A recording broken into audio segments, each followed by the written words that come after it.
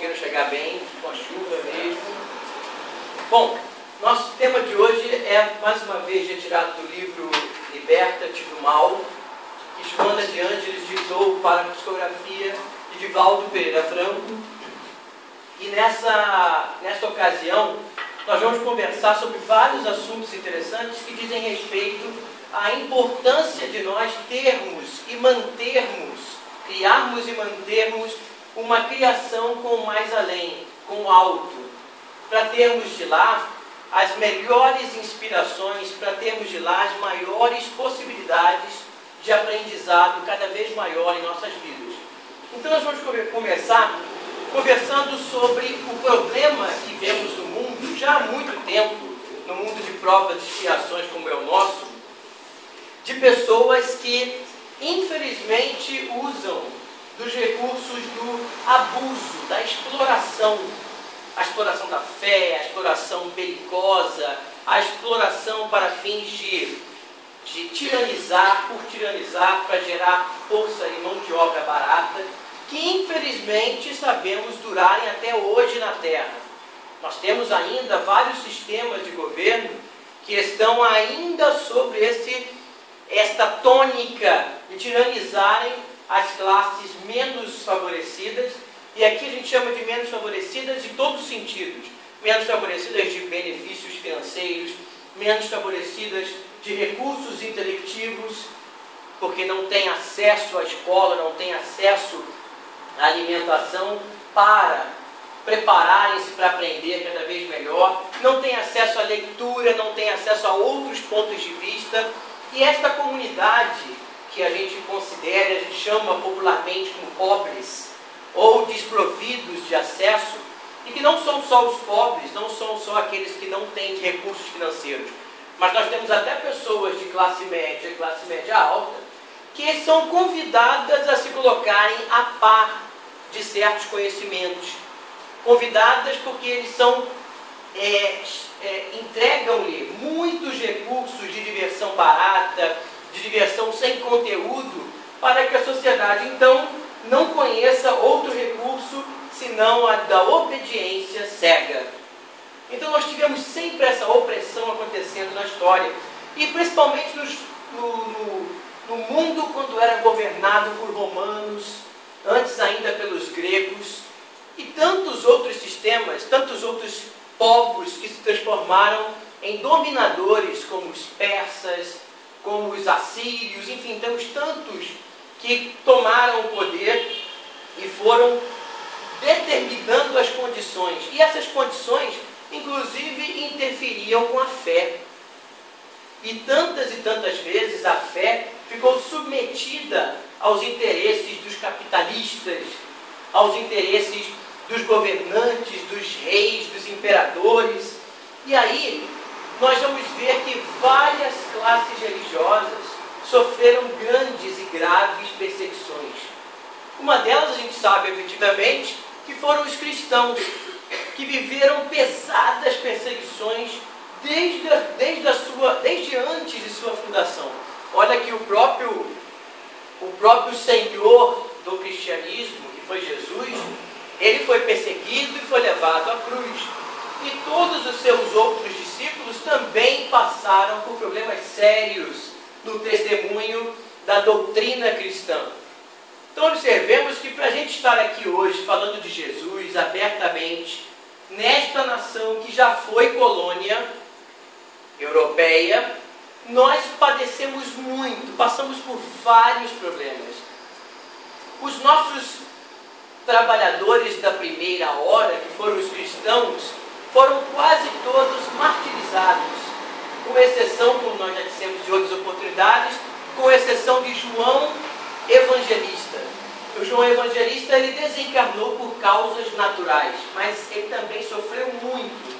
Foi jogado em óleo fervente, como era a mania dos romanos na ocasião, quando não era a crucificação, quando não era o apedrejamento que os judeus faziam àqueles que por algum motivo feriam a conduta ou a doutrina farisaica, que era vigente na ocasião, que era o judaísmo farisaico e saduceu, que era gerido, Os saduceus eram geridos e gerenciados por Herodes, como muitos já conhecemos, Herodes. E os fariseus detinham o governo dos templos, das sinagogas, dos chamados sinédrios, que eles impunham as interpretações que eles desejassem, e quem não seguisse se encontraria em maus lençóis diante do que eles consideravam ser a lei da ocasião. Então, nós tivemos desde muito tempo o problema do martírio, daqueles que eram cristãos, mas eram submetidos à dor só porque aceitavam a Jesus e proferiam a fé que hoje a gente professa e até a moda, como já dissemos em várias ocasiões. Ser espírita hoje está na moda, mas a gente não sabe o quanto sofreram os primeiros até estarmos aqui. E Joana de Ângeles, nesta passagem, em comunhão com o mais além, no livro Liberta-te do Mal, como já dissemos, ela vai exatamente lembrar o sofrimento por que passaram esses nossos irmãos, mas não só o sofrimento, só para a gente ser sádico e vermos as experiências dolorosas por que passaram os que nos antecederam. Não somente isso, mas sobretudo para que nós possamos ver o quanto foi doloroso instaurar o começo das luzes na Terra, que não estava preparada para tanta explosão luminescente. Então, a gente vai ver, Joana nos trouxe essa lembrança para que nós valorizássemos os passos que nos antecederam e para que nós fortalecêssemos, a partir de hoje, os passos que vamos dar, sabendo que os nossos irmãos que sofreram muito, eles continuaram firmes nos propósitos cristãos. E nós, que já não sofremos tanto assim por sermos cristãos, temos que aceitá-lo com mais afinco e realmente arregaçarmos as mangas para o trabalho. Então nós vamos ver que o próprio Jesus nos deu exemplo. Em nenhum momento da sua missão ele perdeu esta comunhão com Deus, com o mais além. Jesus, que era médium de Deus, intermediário principal de Deus, ele teve, no momento em que foi batizado nas águas do Jordão, e a gente sabe que João Batista, que o batizou, disse: olha, eu não sou digno de batizá-lo, não sou digno nem de levar suas sandálias. E Jesus então meneou a cabeça dizendo: João, siga o processo, eu preciso ser batizado, como era costume dos judeus.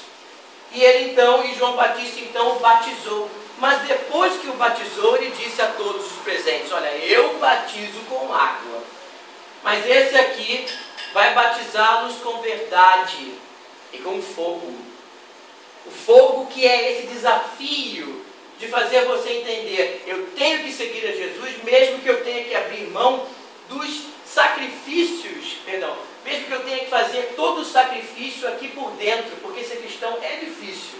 Você largar as tentações, aquelas vontadezinhas que a gente sabe que a gente tem, mas a gente dizer: não posso, não devo. É melhor não nem dar condições para isso acontecer.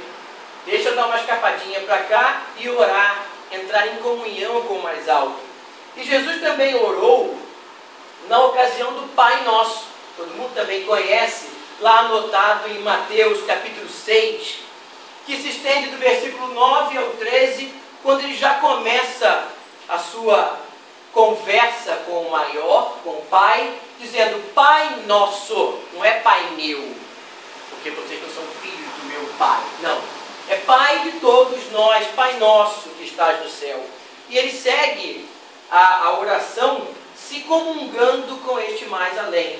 Ele também esteve na última ceia conversando com o Pai a respeito dos discípulos, e com muito carinho ele disse assim numa prece: Pai, eu não quero que o Senhor os tire do mundo, deixe os discípulos do mundo, mas o quanto for possível, que o Senhor os livre do mal. Então, pedindo pelos discípulos, mais uma vez em comunhão com o Pai, e em comunhão também com os discípulos, ele pedia em uma prece a todos nós. Jesus também orou no Getsemane, ou Getsemani, que foi os momentos que antecederam a sua prisão e mais tarde crucificação. Ele sabia o que ia acontecer, mas como nos diz Lucas, no seu capítulo 22, e estando em agonia moral, porque Jesus sabia o que ia acontecer, foi inevitável, ele orava mais intensamente. Então Jesus, que é um missionário, não se furtou à prece. Sabendo dos momentos graves que antecediam a crucificação, ele intensificou a prece, para que então ele pudesse, nessa comunhão com Deus, permitir a continuar de sua missão. Igualmente foi feito no momento da crucificação, que ele podia ficar calado, afinal de contas, o que ele ia ensinar para nós no momento mais grave em que nós o chumbamos no madeiro da cruz. Mas mesmo naquele momento ele entrou em comunhão com Deus, e em Lucas 23 capítulo, ele diz a todos aquela frase que nos comove até hoje. Alguém lembra? Pai, perdoa a todos eles, porque eles não sabem o que estão fazendo. Então ele nos perdoa no momento de última comunhão com Deus. Enquanto estava encarnado, ele ainda nos perdoa. Isso não aconteceu só com Jesus. Aconteceu também com todos os outros trabalhadores da última hora. Então nós anotamos aqui, Estevão, que foi um grande cristão das primeiras horas, foi o primeiro a sofrer. Ele foi apedrejado até a morte, por ser cristão. Tiago, filho de Zebedeu, conforme nos conta as tradições católicas, foi decapitado. O Filipe foi também apedrejado por ser cristão e por não negar o Cristo diante das religiões pagãs. Tiago, filho de Alfeu, ele também, por ser cristão, não teve moleza. E ele, infelizmente, como era chamado Tiago Menor, foi espancado até a morte e também apedrejado. Nem precisava ser apedrejado, né? Enfim. Barnabé, que ajudou muito nos processos da divulgação do cristianismo, sobretudo sendo um grande auxiliador de Paulo de Tarso, e também cedeu muito de sua fortuna pessoal para o trabalho cristão, e infelizmente foi torturado e arrastado pelo pescoço até ser queimado vivo, por defender a causa cristã até o final. E Simão Pedro, que também foi o grande Pedro, que foi a pedra, que foi a pilastra onde se fincou, segundo Jesus, a pedra angular do cristianismo que nascia, foi crucificado. Só que no momento de ser crucificado ele disse: olha, não tenho o direito de ser crucificado igual ao meu mestre. Por favor, me crucifiquem de cabeça para baixo. Então Pedro foi crucificado de cabeça para baixo. Paulo de Tarso, que já em Atos dos Apóstolos confessava, desde o capítulo 26, que tinha levado muitos santos cristãos, muitos homens de luz, inclusive Estevão, ao martírio, porque ele era um doutor da lei, ele era um judeu de grande proeminência, também seguiu a Jesus até o fim de sua jornada. E mesmo seguindo a Jesus, teve que passar por muitos testemunhos, e por aceitar Jesus até o fim, ele foi decapitado a mando do imperador Nero. E o último que temos notícia dessa época, ali perto do ano 70, já da era cristã, depois do desencarne de Jesus, foi o André, irmão de Pedro.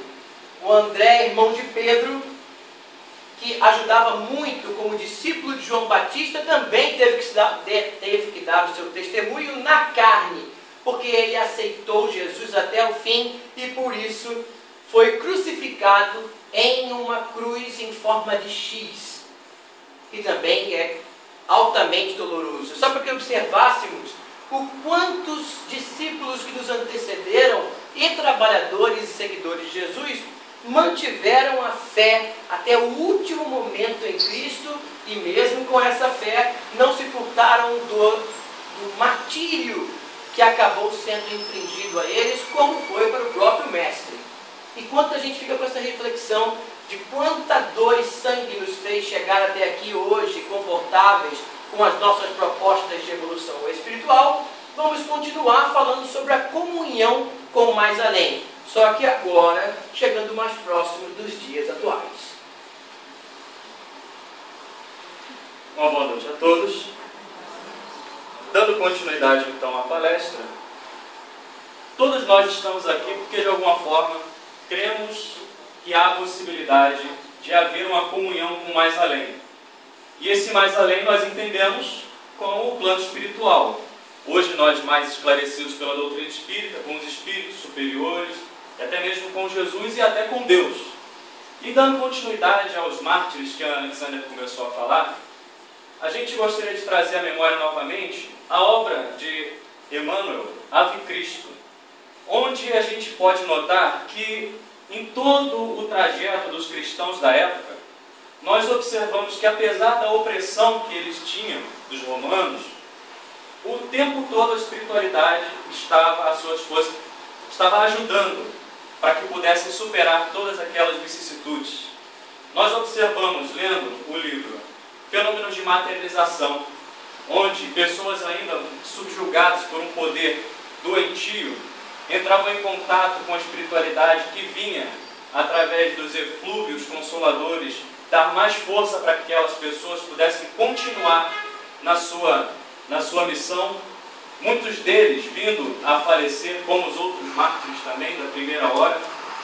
Observávamos também na leitura os momentos em que as pessoas que estavam também sob grande pressão, em sonhos, encontravam com pessoas que lhes antecederam na desencarnação, preparando já aquele emocional para que continuasse na sua luta, porque da mesma forma que aqueles que superaram a luta hoje já partilhavam inclusive da presença de Cristo, esses que se suportassem da mesma forma também continuariam fazendo o seu trabalho de forma a entrar em contato com Cristo novamente.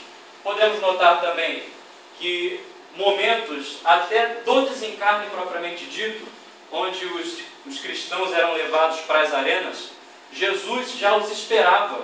E antes mesmo que a morte orgânica viesse ao encontro daqueles seres, eles já haviam saído do corpo e já cantando hossanas a Deus, sendo recebidos pelo próprio Jesus. Então a gente vê que a comunhão com o mais além está o tempo todo conosco, é presente na nossa vida.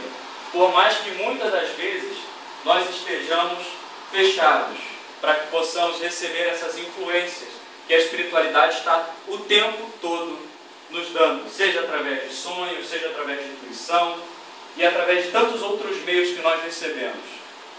Então, nós podemos, antes de falar propriamente sobre a comunhão com o mais além, a gente gostaria de relembrar a palestra da semana passada, que apesar dos povos antigos já tiverem tido essa oportunidade de falar com um plano espiritual, cada um à sua maneira, foi a doutrina espírita que descortinou de maneira categórica essa possibilidade de comunicação com o plano espiritual. Ela veio desmistificando, falando que esse contato não era apenas para aqueles iniciados nos templos, como eram os egípcios antigamente, ou para pessoas que tinham essa ou aquela característica, ou essa ou aquela condição financeira. Foi a doutrina espírita que veio trazer para a gente o Consolador prometido que Jesus já havia prometido para nós.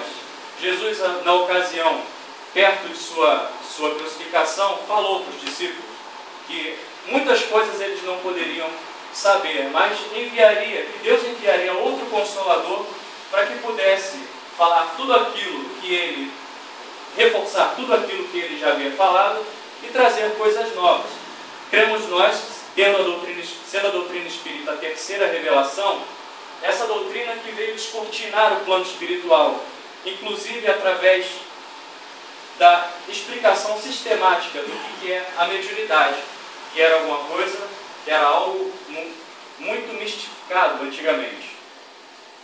E os primeiros cristãos, nós víamos que passavam por martírios que os levavam à morte. como o Alex já começou a falar, João foi o primeiro, foi o único que se tem conhecimento que não teve uma morte matada. Ele teve a sua vida e o transcurso da vida natural levou à morte. Mas, inclusive hoje, a gente percebe, a gente fala, mas hoje a gente tem a liberdade de expressão, o Brasil é um país laico, onde cada um de nós podemos expressar a nossa expressão religiosa, a nossa fé, sem qualquer problema. Isso é verdade. Nós víamos há tempos atrás uma situação onde a figura de Maomé era, de certa forma, martirizada por pessoas de outras religiões, e em um determinado canto do planeta, aquilo gerava morte, gerava guerra, gerava briga. E no Brasil, os próprios adeptos de Maomé faziam uma manifestação mais pacífica. E as pessoas tinham essa consciência de deixar haver essa manifestação. Então, no Brasil, a gente consegue ter uma expressão tranquila. Mas, observando e lendo, parece que nós vivemos ainda, em alguns pontos do planeta, nas eras dos primeiros cristãos. Porque nós podemos observar na Índia, por exemplo, onde irmãos evangélicos se propõem a anunciar o evangelho para aquelas criaturas, tem a possibilidade de trazer a boa nova, fazer um link talvez, inclusive com os assuntos relacionados à reencarnação, como os indianos também acreditam, os hindus, mas eles não são recebidos com beijos e abraços, e nem com respeito. Inclusive pessoas são mortas violentamente por expressarem uma crença religiosa diferente do local. Podemos observar também na África, onde pessoas eram torturadas cruelmente e eram levadas a óbito também. Outra situação na Coreia do Norte, onde pessoas não têm essa liberdade de fazer de ter a sua expressão religiosa como nós temos aqui.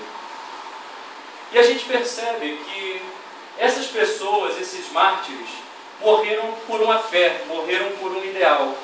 Um ideal que cada um de nós também abraçamos, talvez com teorias um pouco diferentes do que eles acreditam, talvez com elementos que eles não introduzem na sua fé, mas que nós cremos também.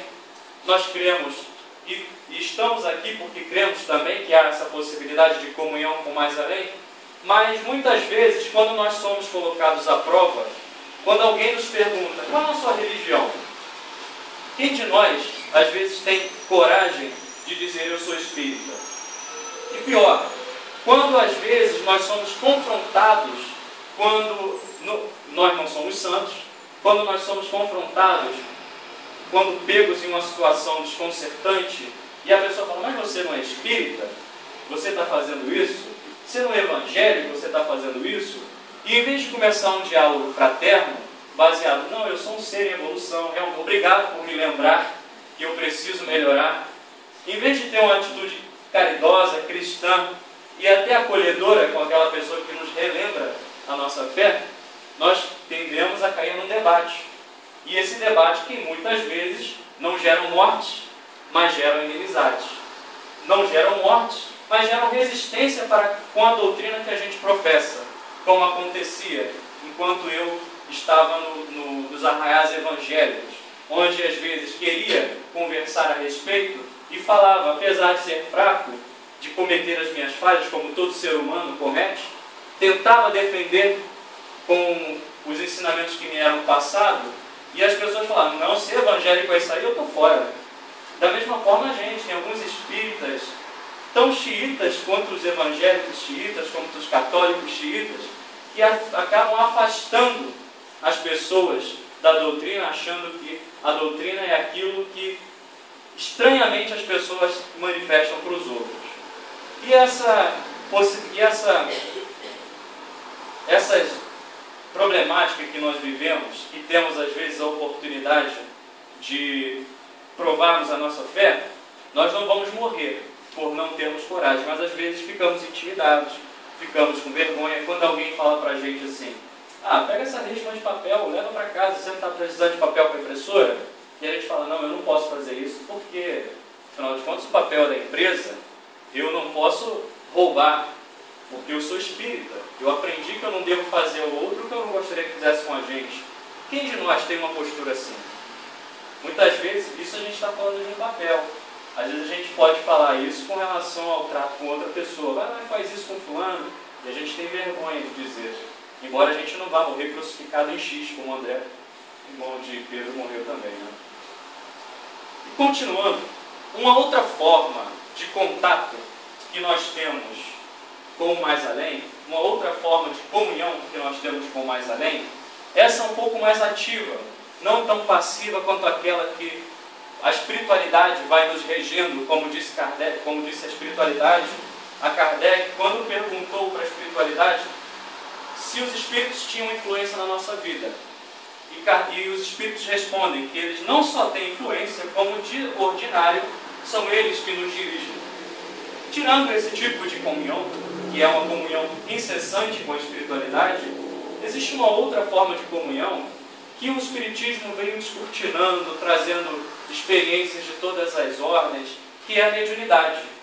A mediunidade que antigamente era restrita a um determinado grupo, a doutrina espírita veio trazendo esse conhecimento a público, dizendo que não era benefício e privilégio de uns, mas estava em todos. Prova disso que a própria doutrina espírita se valeu de médiuns, crianças e mulheres, adolescentes, para poder codificar assuntos da mais elevada ordem filosófica, moral. E essa mediunidade que era utilizada pelas crianças na ocasião da codificação, antes eram só os homens, os sacerdotes iniciados, e as mulheres que tinham determinadas faculdades mediúnicas eram colocadas na fogueira, porque eles diziam que eram bruxas, feiticeiras e tudo mais. Então a doutrina espírita veio trazendo luz a isso.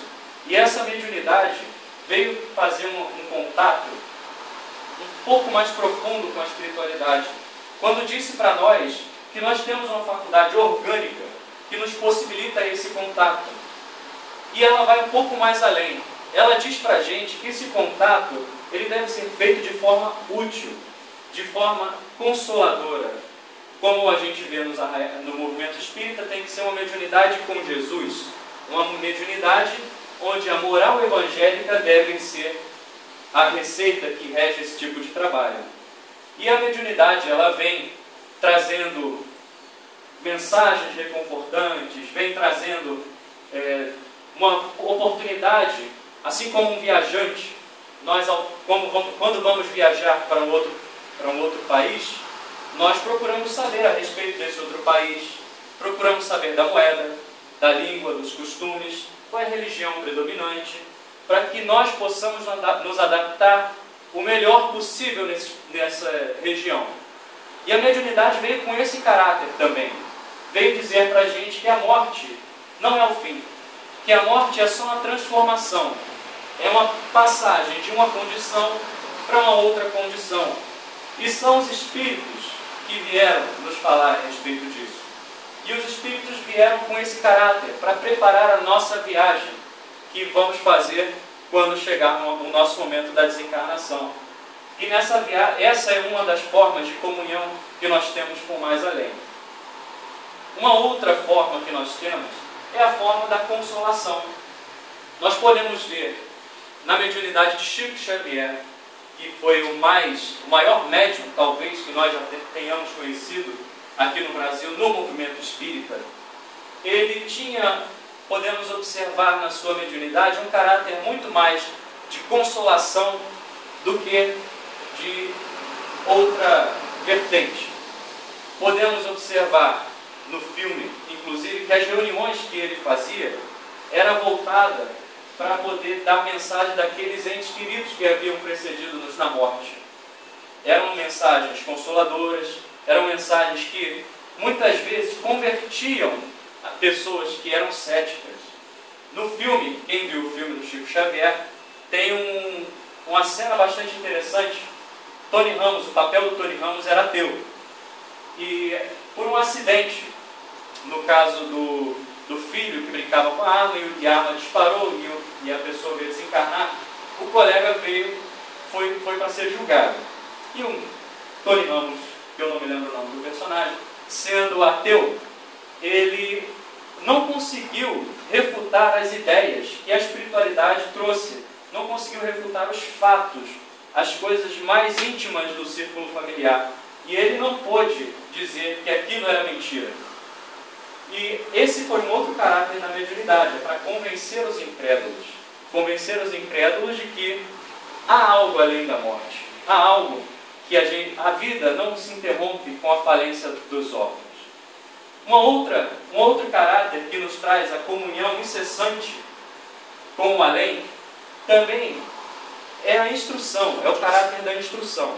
Nos próprios livros que nós vemos do próprio Chico Xavier, nas obras de André Luiz, e alguns livros também de Divaldo Franco, em sua maioria os livros de Joana de Ângeles, ela vem com um caráter muito psicológico, trazendo assuntos que vão no âmago do nosso ser, vão trazendo ferramentas para que nós possamos enfrentar as nossas sombras e tornarmos-nos pessoas melhores. E através dessas ferramentas que a espiritualidade nos dá, de Joana, Irmãs Dufour e outros espíritos também que têm a mesma linha, vão trazendo ferramentas para que nós possamos nos melhorar. E esse melhoramento tem duas finalidades. A primeira finalidade é para que nós possamos acompanhar a evolução do planeta, que vai chegar um momento em que o planeta Terra já será um mundo de regeneração. E só permanecerão aqui aqueles espíritos que estiverem condizentes com o grau de evolução desse planeta. Os que não estiverem serão convidados a habitar em outros planetas que estarão no mesmo nível vibratório, assim como ocorreu também com os exilados de Capela, que na ocasião estavam na mesma evolução que o planeta Terra, e os espíritos que estavam atrapalhando o progresso do planeta foram convidados e recebidos por Jesus para compor as primeiras civilizações. Cumprindo as suas missões, eles retornaram ao planeta para conseguir atingir os seus objetivos, que é chegar a uma perfeição relativa. E não é diferente com o momento que a gente vive hoje. O momento que a gente vive hoje não é à toa que Jesus falava que nós somos os trabalhadores de última hora. Somos os trabalhadores que já passamos da cota de errar. Não podemos mais errar por bobeira. Não podemos mais errar por negligência. Porque informação nós temos. Conhecimento nós já temos. A única coisa que nos falta é esforço para que nós consigamos domar as nossas más inclinações. Vejam bem, não é que nós vamos ser espíritos superiores daqui a um tempo. Não é isso. A gente apenas tem que ter a consciência de que somos humanos, temos as nossas fraquezas, mas vamos precisar domá-las para que consigamos atingir o mesmo nível de evolução que o planeta Terra está se transformando. Então a mediunidade traz esse caráter de comunhão também com Joana, para que, primeiro, nos instruamos e possamos nos tornar pessoas melhores, e também possamos atingir o grau de evolução e continuarmos na nossa caminhada sem ter que irmos para outros planetas com caráter de expiação, quem sabe de missão. Não sei se você vai aceitar o convite que te fizeram, mas uma forma que a mediunidade nos dá de comunhão com o mais além. Uma outra forma de comunhão com o mais além é o sonho. Muitas vezes os sonhos são mal interpretados. A gente tem sonhos de diferentes ordens. Temos sonhos que são puramente reorganização do inconsciente, e imagens meio estranhas aparecem na nossa mente, a gente mal se lembra do que sonhou. E tem os sonhos também que são a emancipação da alma, o contato que nós temos com a espiritualidade. Isso ocorre todas as noites. Muitas vezes nós lembramos, outras vezes não. E aí eu vou ler aqui, textualmente, uma pergunta do Livro dos Espíritos, que é a pergunta 410, que fala justamente a respeito dos sonhos, para a gente poder desenvolver um pouquinho mais a respeito. A pergunta é a seguinte: tem-se algumas vezes, durante o sono ou a sonolência, ideias que parecem ser muito boas, e apesar dos esforços para se lembrar delas, apagam-se da memória. De onde vêm essas ideias? E a espiritualidade responde: são o resultado da liberdade do espírito que se emancipa e desfruta de maneira completa de todas as suas faculdades durante este momento. São frequentemente também conselhos que outros espíritos nos dão. E aqui vale a pena a gente chamar a atenção para dois pontos dessa resposta. Nossas faculdades, nossos sentidos, eles são muito limitados pela matéria. Tanto a visão, quanto a audição, o olfato, tá? Tudo é muito limitado pela matéria. E quando nós estamos no plano espiritual, todas essas faculdades, elas são multiplicadas e podemos perceber coisas que encarnados nós não percebemos. A prova disso é a própria mediunidade, que alguns seres, por ter uma glândula pineal um pouquinho diferente da outra, já conseguem perceber certas vibrações que outros não conseguem. Então, quando fora do corpo, todos percebem da mesma forma. Uns vão perceber de acordo com o seu grau de evolução. Claro que a gente vê muito na obra, na literatura espírita, espíritos inferiores não conseguem ver espíritos superiores, a não ser que esses façam-se visíveis para ele. O contrário é sempre verdadeiro. Os espíritos superiores sempre veem tudo que está abaixo deles. Então, o outro ponto importante dessa pergunta são os conselhos que os espíritos nos dão. Quantas vezes eu trabalho com informática? Eu trabalhei muito tempo com desenvolvimento de sistemas. E aí, às vezes, a gente conversando, entre os colegas programadores, vinha algum problema um pouco difícil, que a gente ficava, às vezes, 8 horas do dia tentando resolver e nada. E aí a gente ia para casa meio frustrado, sabe como é, né? Pessoal engessado, eu não tenho que resolver isso de qualquer jeito, eu vou conseguir, fica debruçado sobre o problema. E aí, nós vamos deitar. E no meio da noite, meio que está uma solução. A gente levanta, anota, para não esquecer, porque normalmente a gente esquece, e no dia seguinte aplica a solução. Aí quando a gente fala, nossa, eu estava quase que dormindo e a solução veio do problema. Aí eu falava, pode ser que algum espírito programador sério tenha explicado para a gente como resolver aquele problema. E a gente conseguia resolver. E isso se dava assim, muitas vezes, com muitos colegas. Uma outra pergunta, em continuação a essa, é a seguinte, é 410A. Para que servem essas ideias e conselhos, já que se perdem na lembrança e não se podem aproveitar?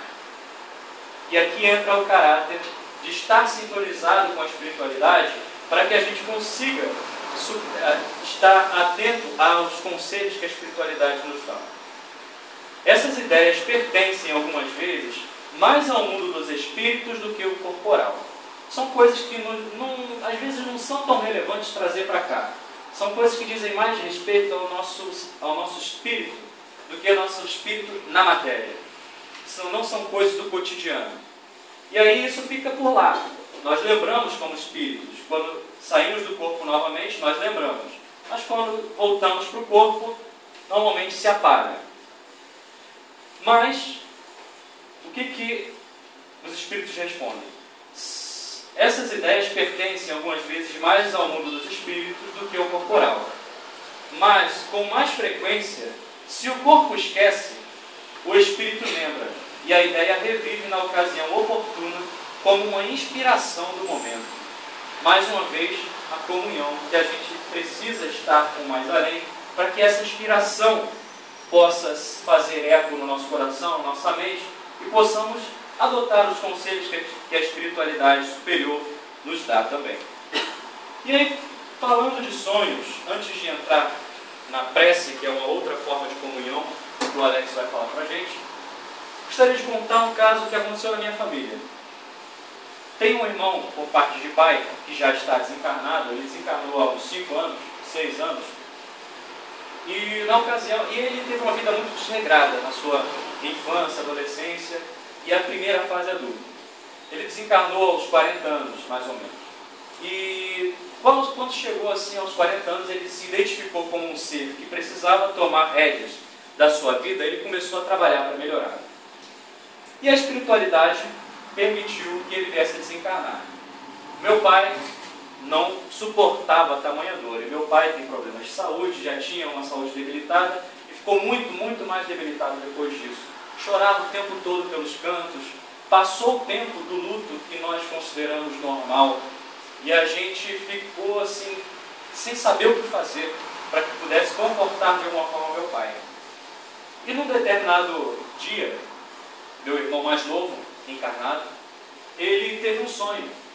Que esse irmão mais velho que desencarnou chegava muito mais vistoso para ele, muito mais vivo, muito mais saudável do que estava, emocionalmente falando, e dizia assim, com essas palavras: Renan, é o nome do meu irmão, você pode dar uma mensagem para o papai? E ele falava no sonho: posso sim. Diz para ele, por favor, parar de ficar chorando por mim, porque isso não está me ajudando em nada.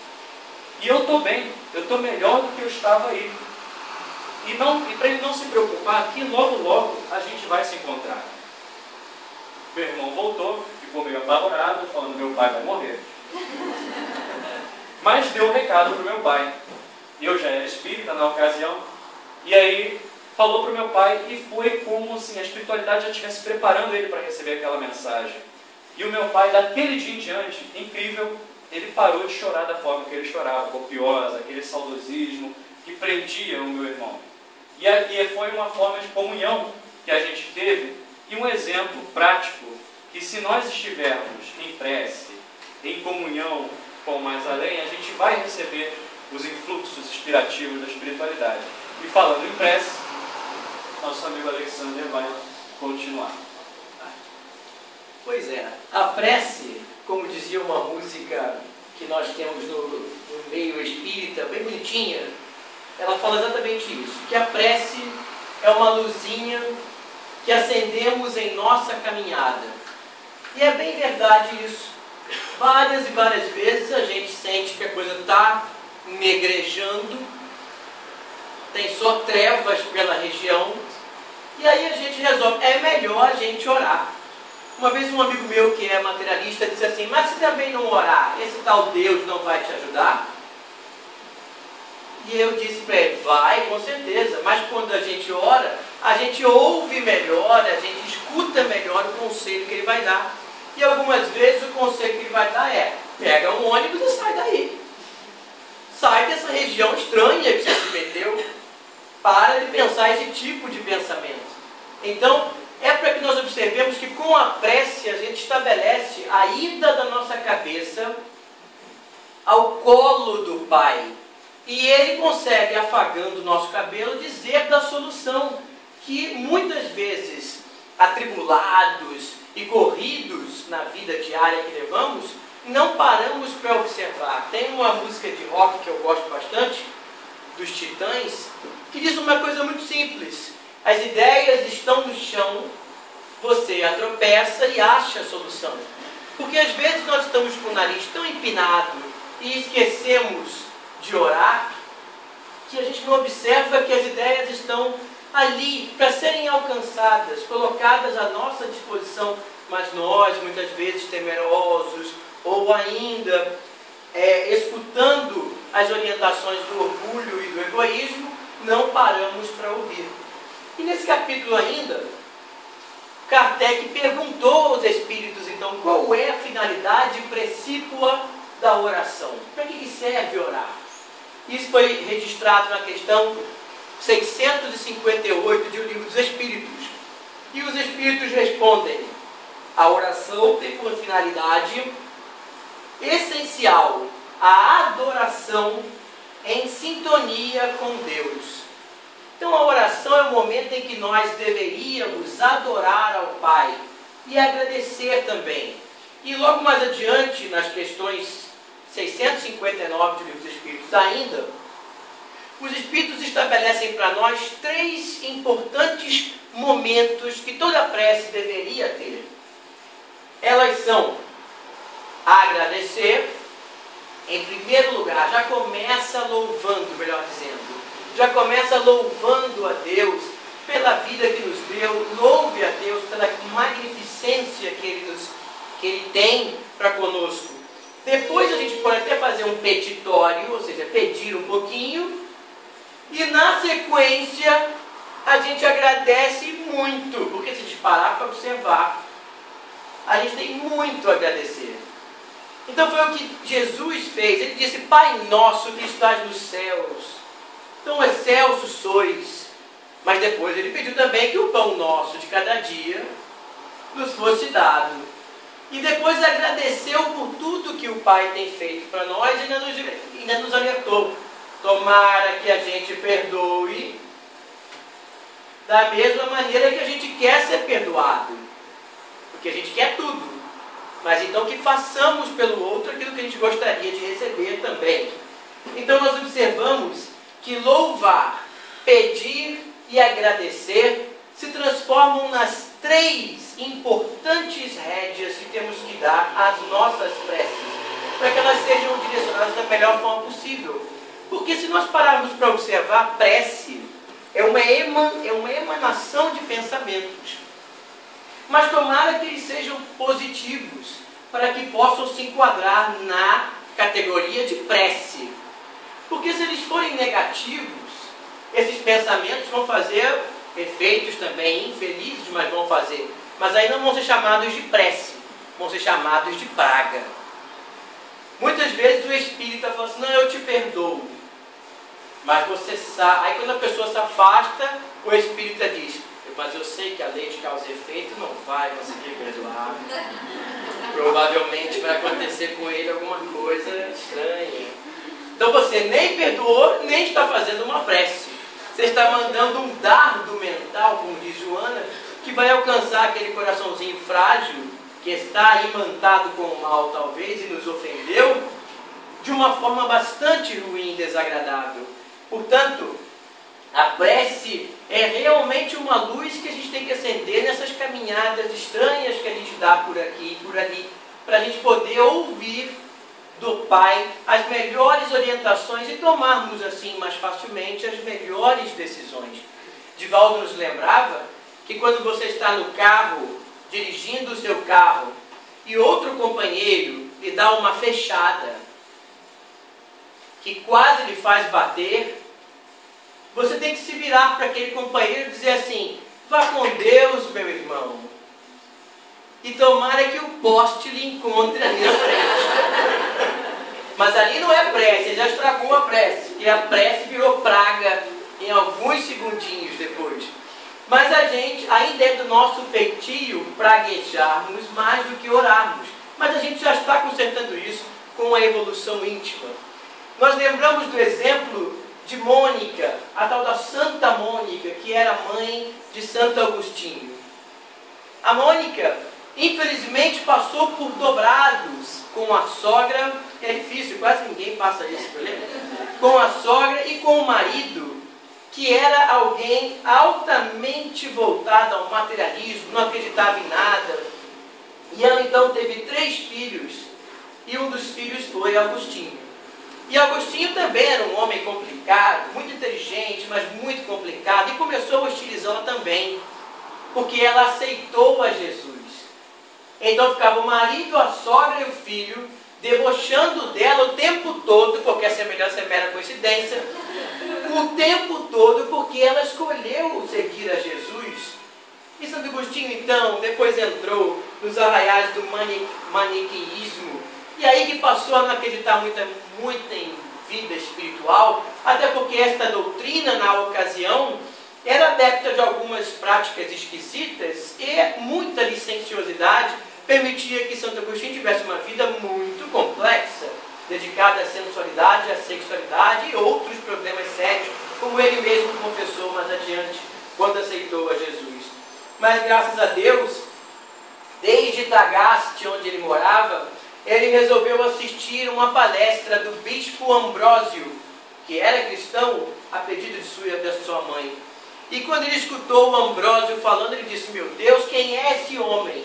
Quem é esse tal de Jesus que fala com tamanha propriedade, mandando eu largar tudo e segui-lo, mandando eu perdoar 70 vezes 7 vezes, mandando eu orar para todos os irmãos e fazer por eles aquilo que eu gostaria que fizessem por mim. Então Santo Agostinho, naquele momento, passa a viver uma transformação moral e se tornou um dos pais da igreja moderna, da igreja católica moderna, como nós a conhecemos. E depois, olhando com ternura para sua mãe, que já estava bem velhinha, bem cansada na matéria, ele disse: mãe, muito obrigado por todas as preces que foram feitas na minha direção para que eu mudasse a minha vida. Agradeço-lhe profundamente, fundamente. E ela disse: graças a Deus, que em 27 anos de prece, 1 hora você me escutou. 27 anos. E a gente reclamando que duas semanas que a gente está orando não funcionou. Meu irmão passou por um problema seríssimo de um acidente de moto. E ele foi infelizmente atropelado por um caminhão. E nós corremos para as redes sociais, aquelas mesmas que a gente gosta de colocar besteirinhas, coisinhas engraçadas. Mas fomos para as redes sociais pedirmos preces. E ao pedirmos preces, as pessoas atenderam. Para os materialistas pedimos que mandassem pensamentos positivos. E várias pessoas responderam a vários petitórios nossos lá, postagens nossas de preces. Entre elas muitas que estão aqui nessa assembleia. E aí, em menos de 3 semanas, ele já está acordado, falando e respirando muito bem, sem aparelhos, fazendo as operações que deve fazer com muita desenvoltura. Embora nós não queiramos acreditar em milagres daquele tipo mágico que se acontecia antigamente, nós vamos ver aí, vamos medir aí o quanto importa a prece. O quanto a prece tem realmente poderes. E a prece se estabelece como uma grande comunhão com o mais além. Agora, olha só o que o Ramon vai trazer para vocês. Já chegando aos minutos finais, trazermos a página do próprio livro que deu origem a esse tema, que é Comunhão com o Mais Além. Vou ler aqui para uma reflexão, para que já se ambientem, já comecem a entrar na sintonia numa prece que o Alexander vai ler ao final. A página de João diz o seguinte: desse modo, mantente atento às inspirações que procedem do mais além, deixando-te conduzir pelos formosos benfeitores da humanidade que trabalham ao teu lado em favor do mundo melhor e da sociedade mais feliz. Ou seja, eles trabalham do nosso lado o tempo todo. Desde um simples problema familiar com o filho, até as causas mais nobres, não que não seja nobre trabalhar com o filho, mas as causas que atingem mais gente, como por exemplo os passos de um político que rege uma nação. Então a espiritualidade está desde o nosso lar até o Palácio do Planalto. E ela continua: nos inolvidáveis dias do martirológio cristão, enquanto as lágrimas e as angústias dilaceravam as esperanças das vítimas, confundindo-se com a psicosfera pestilenta dos recintos infelizes, os angélicos amigos espirituais esparziam o zéfiro perfumado e aguardavam que as carnes despedaçadas libertassem-lhes os espíritos, a fim de os conduzirem para os páramos celestiais, vitoriosos, após as lutas impostas pela evolução. Ou seja, após manterem-se firmes no propósito da boa nova, de uma reforma íntima, a espiritualidade já estava ali, esperando para que pudesse resgatar aqueles espíritos. Se nós quisermos fazer o mesmo, ter a mesma recepção calorosa, basta que a gente comece apenas a fazer uma reforma íntima. E continua: seja em qual situação te encontres hoje, recorda Jesus sempre. Recorda Jesus sempre amoroso, oferecendo-te apoio e vontade, ao mesmo tempo facultando que os seus embaixadores rompam a cortina de matéria e entrem em contato contigo através dos fios invisíveis da inspiração e do apoio. Segue adiante, sem temor, porque o curso da vida não se encerra no túmulo, e além dele estua o amor vigilante e misericordioso. E para efetivamente encerrarmos, Maria Dolores, em espírito, traz para nós um poema em forma de prece, que eu peço que todos ouçam com a acústica da alma, aguçem a audição da alma, para ouvirem essas palavras que foram ditadas por Maria Dolores, não só com o ouvido da matéria, que pode estar preocupado também com o que o cérebro se ocupa, mas deixemos essa mensagem que veremos agora entrar de fato na psicosfera de nosso espírito e lá começar a providenciar as alterações, porque esta prece de louvor vai nos permitir uma comunhão com o Pai em cada uma de suas palavras aqui entoadas. E Maria Dolores nos diz assim: no louvor que te ofertamos, pelas bênçãos que nos dás, em forma de luz e paz, esperança, fé e amor. Cantamos nós igualmente, Jesus, por todas as crises, das horas menos felizes, louvado sejas, Senhor. Pelos instantes de angústia que a tristeza nos descerra, quando encontramos na terra tribulações a transpor, pela ferida que sangra, quando a dor nos toma o peito, por qualquer sonho desfeito, louvado sejas, Senhor. Pelas fadigas da luta que travamos dentro em nós, quando nos vemos a sós, varando sombra e amargor. Pelos calvários da vida, pela cruz que nos leva, vencendo provas e trevas, louvado sejas, Senhor. Obrigado a todos.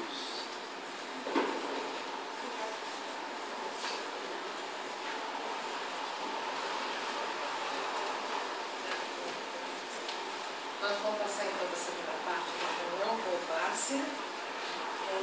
Tem alguém pela primeira vez hoje? Oi, Cassiane? Ana, mais alguém? Ana, seja bem-vinda.